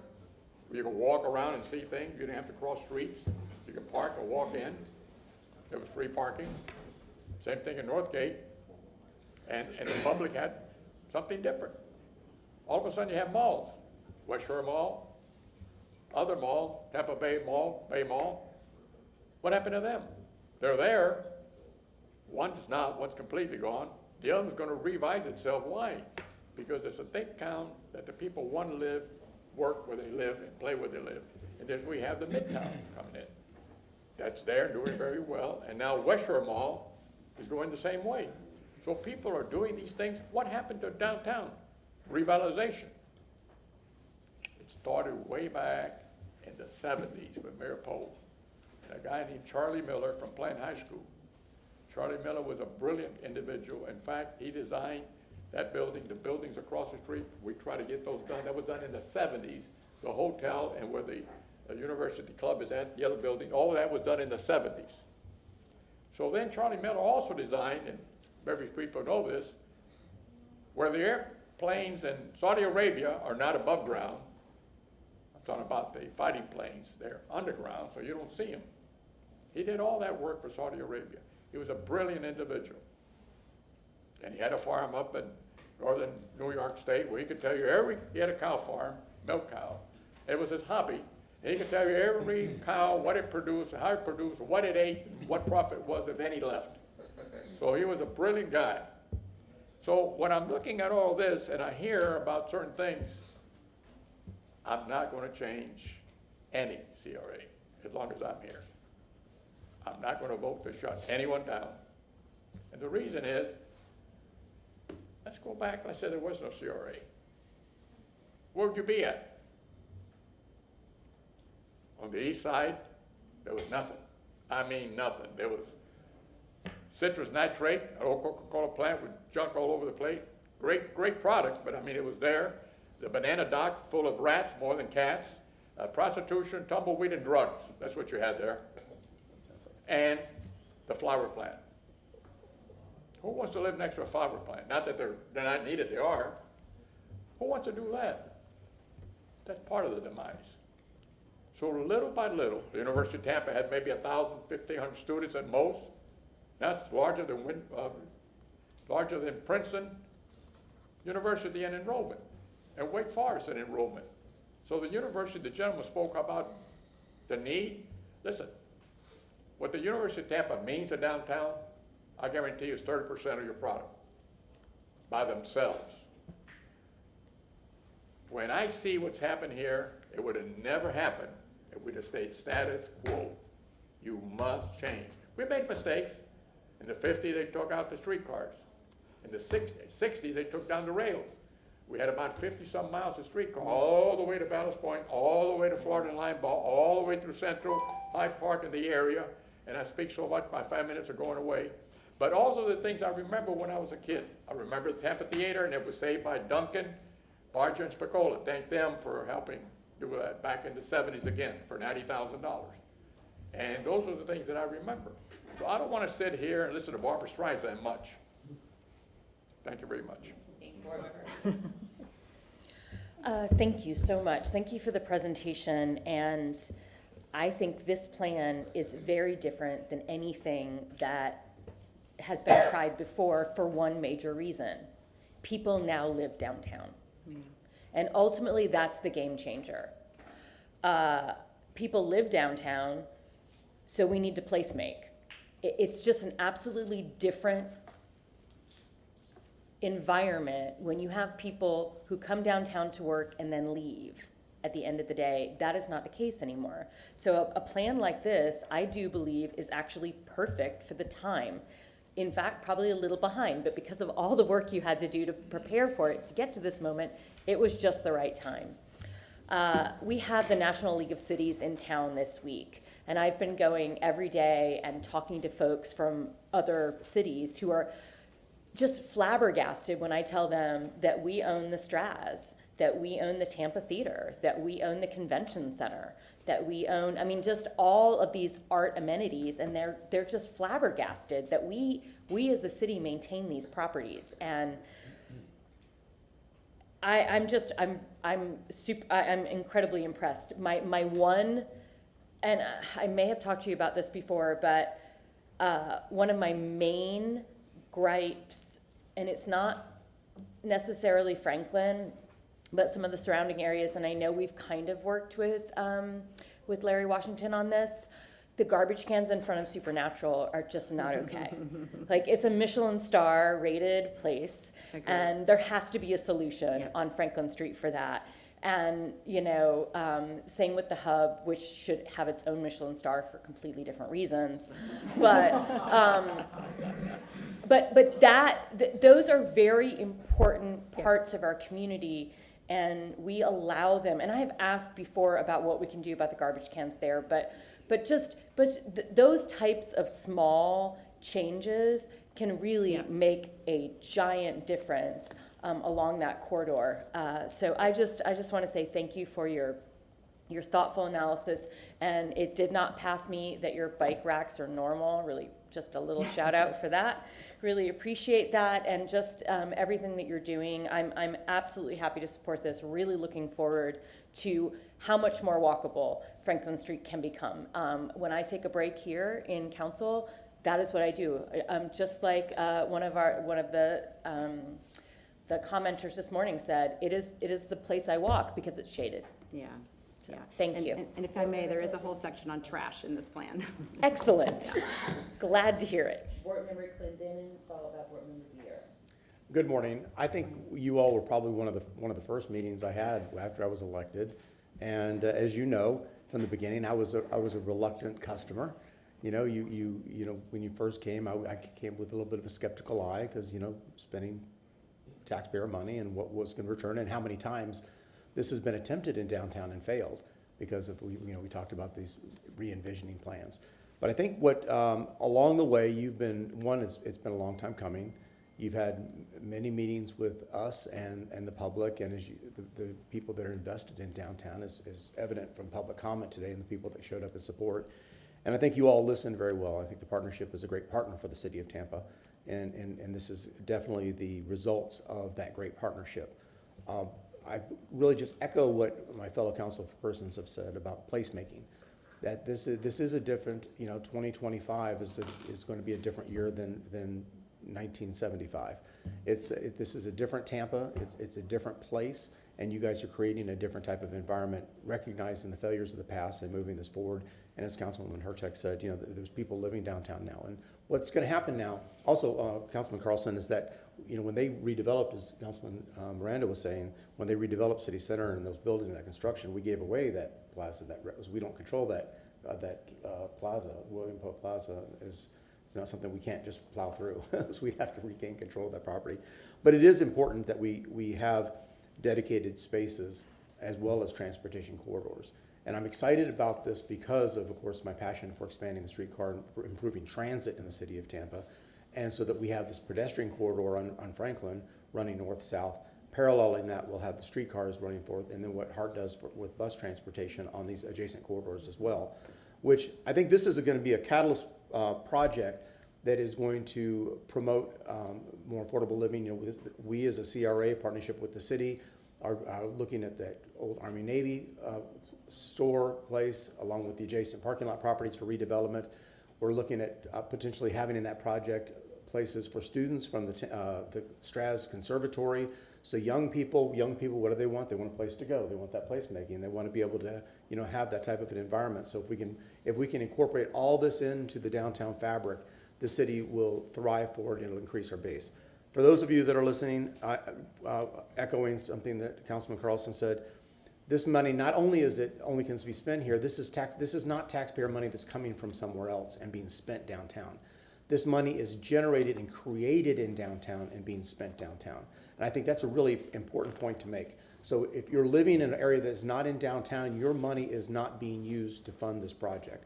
This is downtown money being spent on a downtown project. Thank you. Thank you. Thank you very much. A question for y'all. What's the total amount that we would be appropriating for this? And is it it's 6 million, right? And you had mentioned the county, is there any county or other government contribution at all, or is it all CRA? I mentioned that we had gotten some grant money from Before. Hillsborough County for the historic preservation. And we will, right now it's all CRA, but That's what we I are all about going after grants to enhance it further. It is $6 million total, it's 2 million, 2 million, 2 million. And one clarification to the board, it appears that the project extends all the way up to Palm. The CRA money can only be used within the downtown CRA, so it would stop at the interstate. So that project would have to find funding elsewhere. Yep. Which we're committed to, that's addressing the Tampa Heights stretch as well, just we know we can't use the CRA dollars for that. Yes, ma'am, thank you. Yes, and no, I mean, I'm voting for this. This is, there are some CRA projects I voted for, some that I voted against.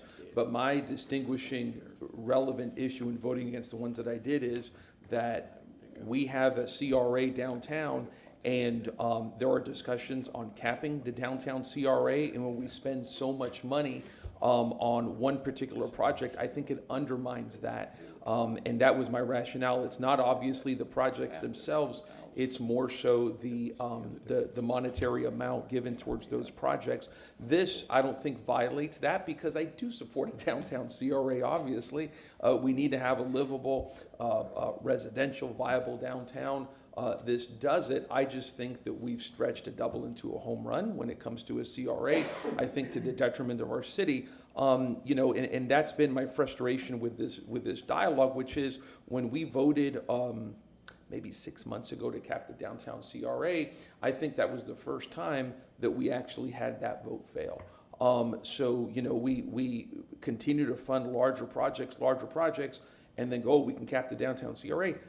I want to make sure to stay consistent, right? But I don't think this violates that, because again, I do support the downtown CRA. I do support making funds available for development and things like this. But again, I don't like to stretch that double into a home run, so to speak, at all. So that's all. I just wanted to state my rationale for it, et cetera. Yep. That's all. I'm a little bit sick, so I'm going to stop talking because I say something really stupid. So you know how it is. Thank you. Thank you. I hope you feel better. Thank you. Yeah, and I'll just close it out by saying, you want to say something, Ms. Belko? Yeah, to ignore it would be the biggest crime. That would be the crime for us to ignore Franklin Street as a part of everything that we're trying to do to improve slum and blight in the downtown CRA. So I just really love the thoughtfulness and the time and energy that was put into this project. We've taken care of our cultural institutions. To me, this is a small ask for what is going to be achieved. Ms. Gloria, thank you so much for coming forward. I'm glad that she spoke on behalf of the community. Of course, our visitors will love this attraction and the improvements, but our senior citizens who live adjacent to this property will benefit from it the most, and I really appreciate your public comment regarding that. Can I have a motion? We can take the motion now to I think you bring can- the grant. Yes, you can make a motion to approve conceptually the $6 million grant. It's subject to, it's a special project grant, which under our grant policy requires an agreement to come before you to spell out exactly how the money is spent to make sure it complies with state Thank law you, and Mr. the Okay, plan. so I have a motion by board member, what's your name? Yeah, Clendenin, second by board member Hurtak. Any discussion? A second. No, well, he Oh, did yeah, too, that's she all right. did too. I would have picked the no, dragon fine, first, fine. Charlie, I'm but teaching you how it Hurtak goes. said it. Okay. All those in favor? Aye. Any opposed? Congratulations. Thank you very We much. will move forward. Okay. Thank you.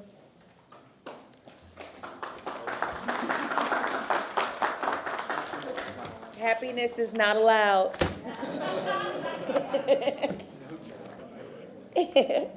Okay, Mr. McCray, let's keep the meeting going. Yes, moving on to, excuse me, item number 6, related to the administrative staff update. There was a motion made that, and it was supposed to come before you in October, is related to the position descriptions for 2 of the positions that the CRA board had inquired and wanted some movement on.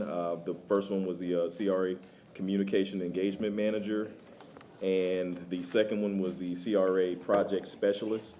And that position would be the one that would be working on the forward-facing materials for the, and communications for the CRA. Councilman Hurtak and Councilman Carlson. Thank you. I just wanted to say I appreciate your, the meeting we had to discuss this a while, but it's been a while, but I just want to say thank you for that. And that's why I don't really have any other comments. Everything I've commented, we talked about earlier, and look forward to getting this started. Thank you, ma'am. Go ahead, sir.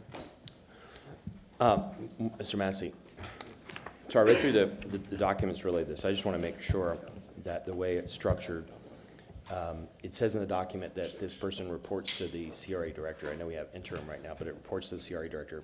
And then they coordinate with the communications department, but only for city branding and consistency.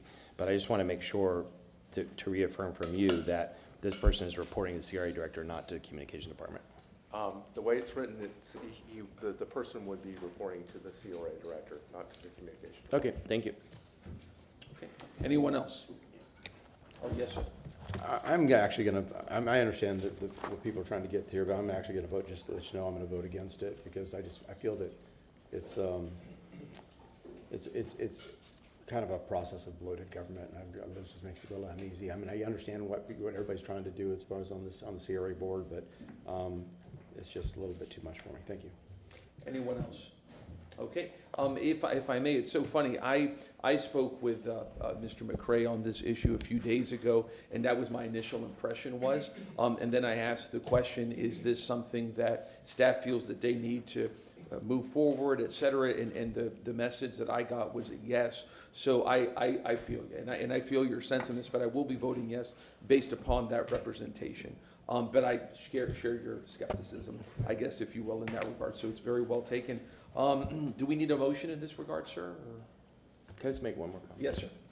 Yeah, I understand my colleagues' concerns, and I am against wasting money also. But what we found, just for the public watching, what we found is that people in the CRA districts, in particular East Tampa, feel like that the CRA has not been investing in things at all, or in the things that they want. And so I think the purpose of this person is just to help the public understand what the CRA has invested in, and the communication department doesn't do that. They mostly promote and work around the mayor. This one will be not promoting us, it's not promoting any individuals, it's just educating the public about what the CRA has spent money on. I do want to interrupt quickly. I mean, the purpose of these positions are to communicate CRA activities and CRA opportunities. They are not to brand or market the CRA or those areas, and there's a distinction between the two. So, just.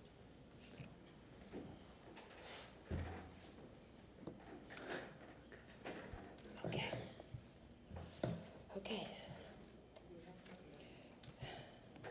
I don't know if you have to make a motion. If you're supportive of it, you can make a motion that you're supportive of the job description. I think it's great. Let's do it. I make a motion. Okay. All those in favor? Aye. Any opposed? Okay, motion carries. Linda voting no.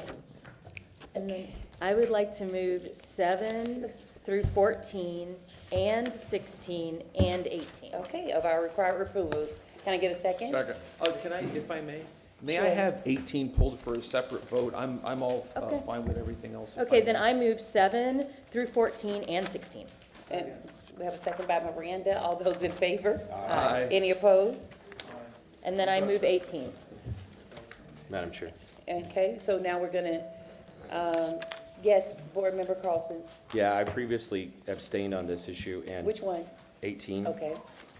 And the reason is that my firm works for an organization affiliated with this item.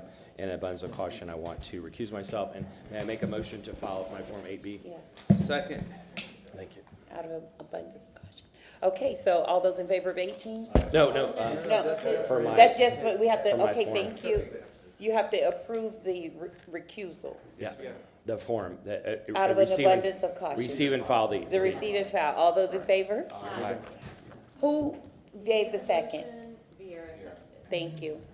Any opposed? Okay. We'll just stay right there. We'll be done shortly. So I move 18. Move 18. And Okay. if I may, Board Member Yes, just very Vieira. briefly, and I did want to say on 15, I think it was, I'd voted for the underlying project. This is a request that's narrowly tailored to hurricane issues.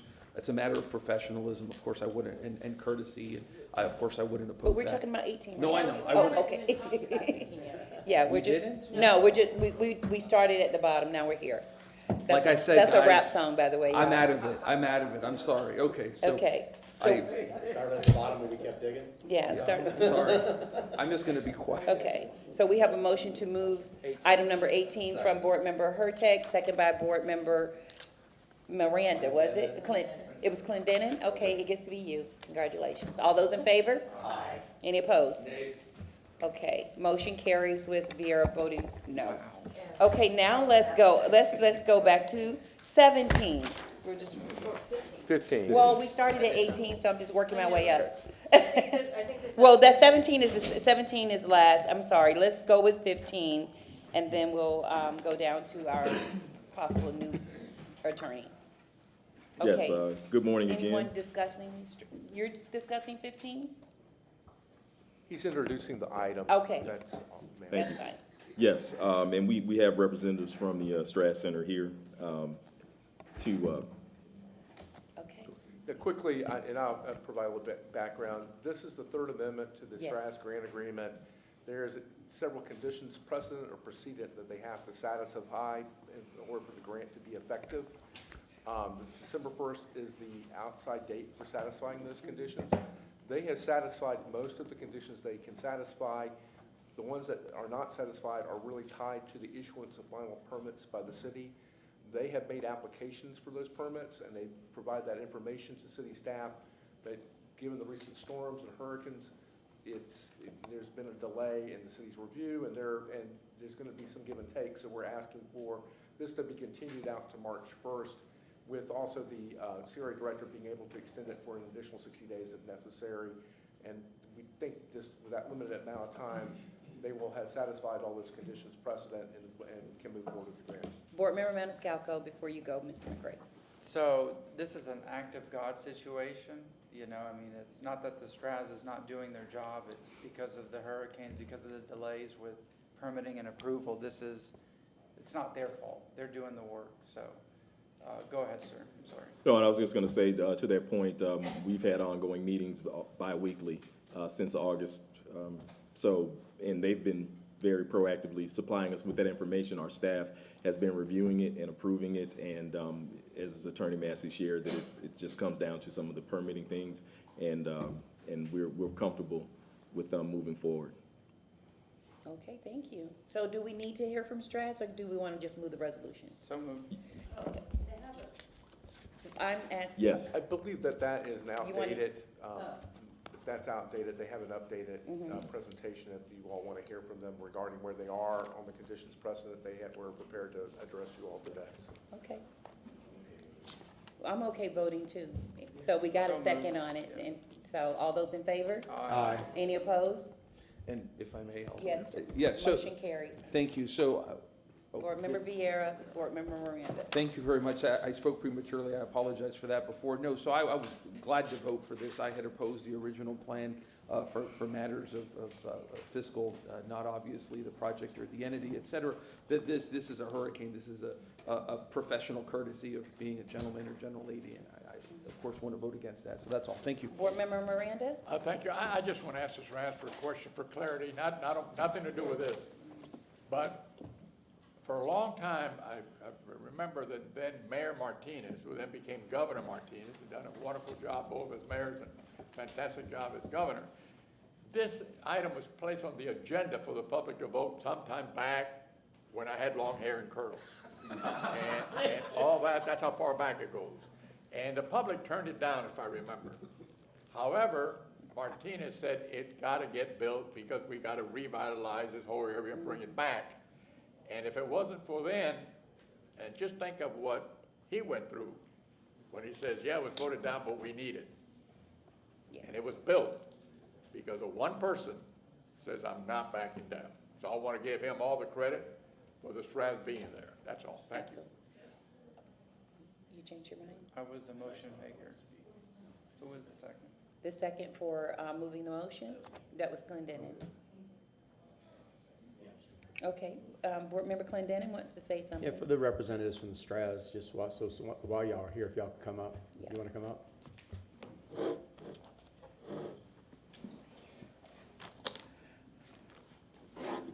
Hello, sir.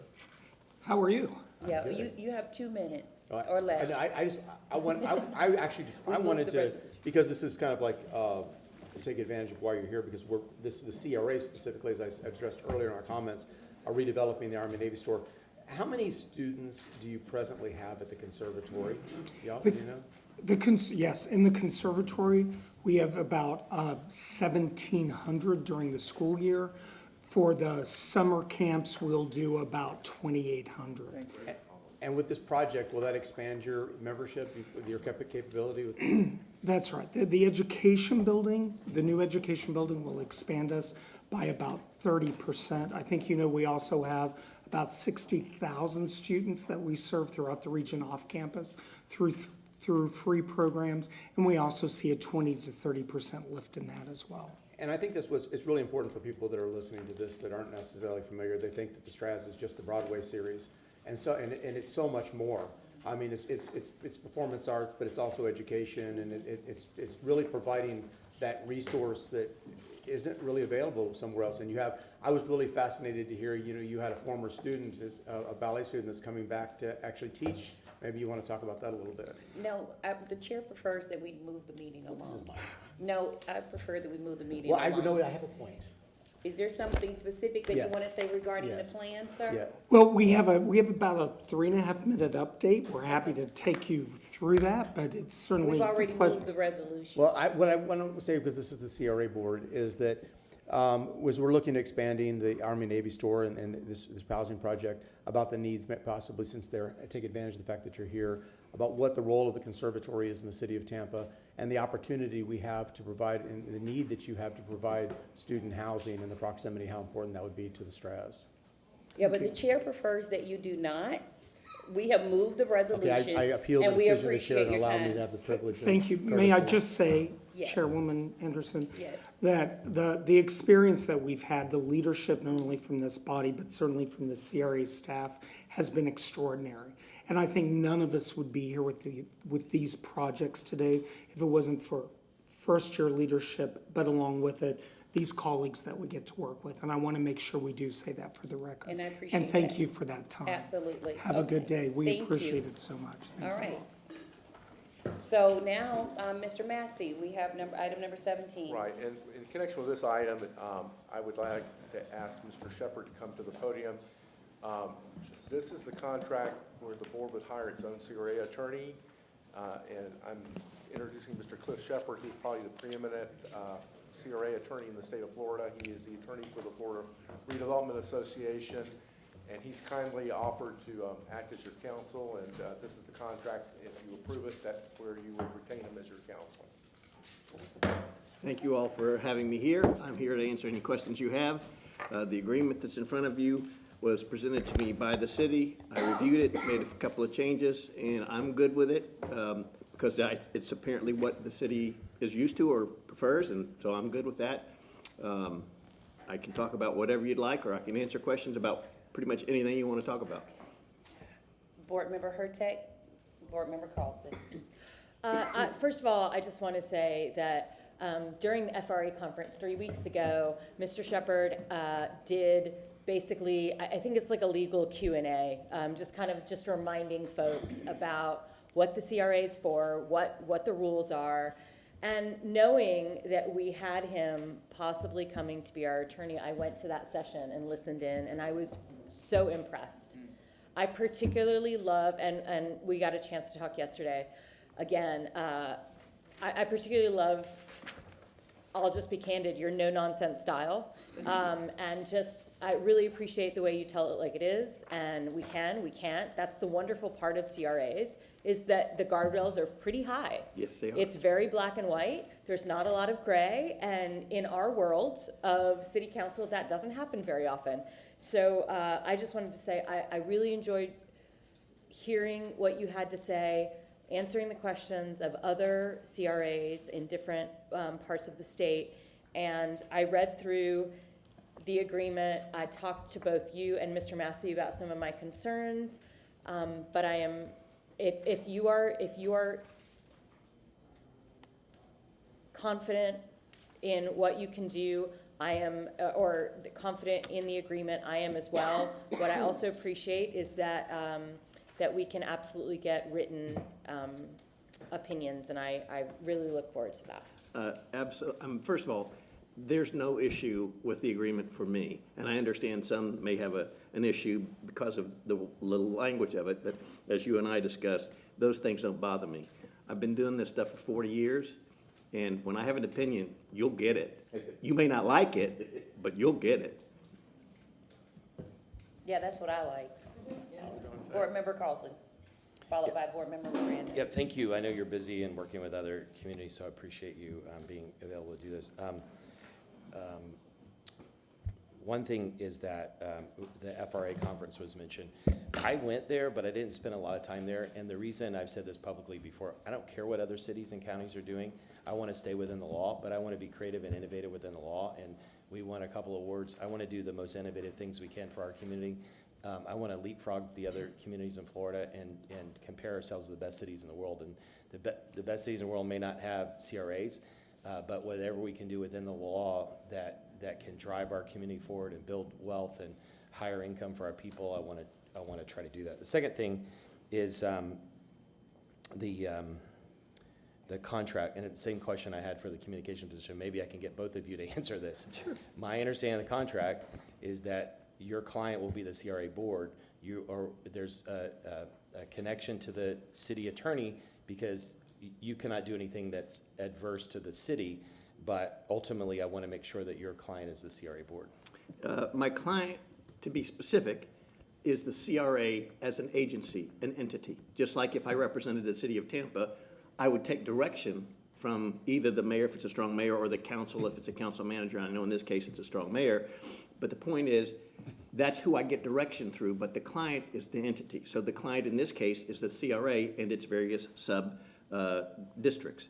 But the advice I give is through requests that come from this board for the benefit of and to make sure it's correct for the agency. So that's the answer. So individually, I represent none of you. Collectively, I represent giving the information that you need to do your jobs as the board of the agency. And that's a better answer than I even expected you to give, so I appreciate that. Yeah, we can talk one-on-one, but if you've watched any meetings before, I've worked with a bunch of attorneys in the past, and attorneys follow the law, but they also work with clients. And so if in a situation in the city where we have two branches of government, if one branch leans on the city attorney staying within the law, the city attorney might have a different opinion than if they listen to city council. And so that has led to a lot of legal discussions over the years. In this case, I just want to make sure that we're clear, and your answer was great. Thank you. Yes, sir. Board Member Miranda. I just want to welcome you aboard. I like your answer. I'm going to represent you the best way I can legally, and that's it. I don't look for trouble, and I don't go looking for some. And I'm sure being an attorney, you got to find all the trouble you can handle. At this point in my career, that is an accurate statement. It's very hard to do what you're doing. I'm never going to ask you to do anything that's not right, because I'm never going to ask you anything, period. You're the attorney, we're the board, and that's it. Can I have a motion to move the resolution? So move. Second. All those in favor? Aye. Any opposed? Congratulations. Thank you. Okay, new business. Board Member Miranda. None. Vieira. Maniscalco. Clendenin. Burtette. And Carlson. Motion to receive and file? So move. This Second. meeting is adjourned.